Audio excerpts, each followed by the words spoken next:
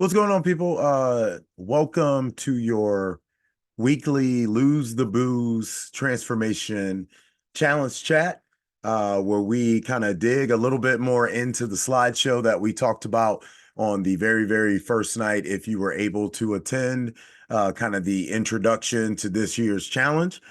These videos are generally going to run about 7 to 10 minutes, and they are not going to take a lot of your time. So we will jump right into it. Of course, like we mentioned before, thank you guys so much for participating in the challenge, and we hope nothing but success for you.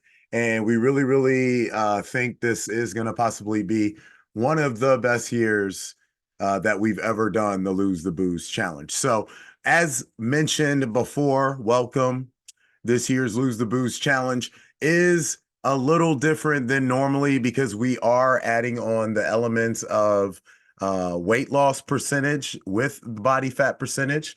For those of you familiar with the challenge, we've been pretty much doing nothing but body fat for the last 5 years of the challenge. But this year, we wanted to add in the extra incentive of also including the weight loss percentage to go with the body fat as well.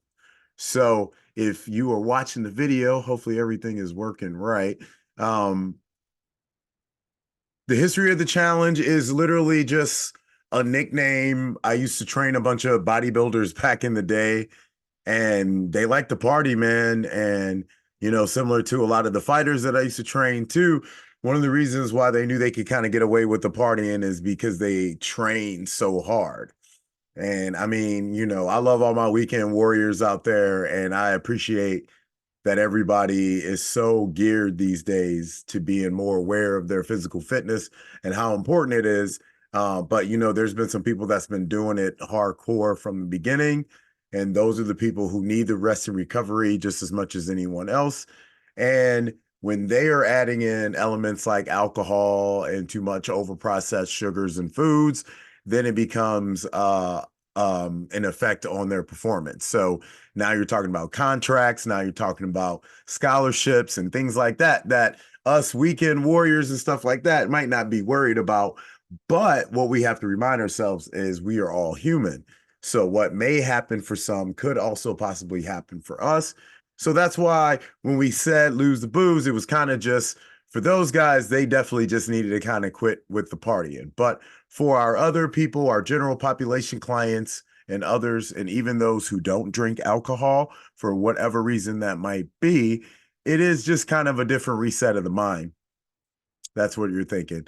It might be, I want to add more muscle. It might be, I want to become a better runner. It might be, I want to be better with my form on certain movements. These are all different types of ways that you could get a transformation. So,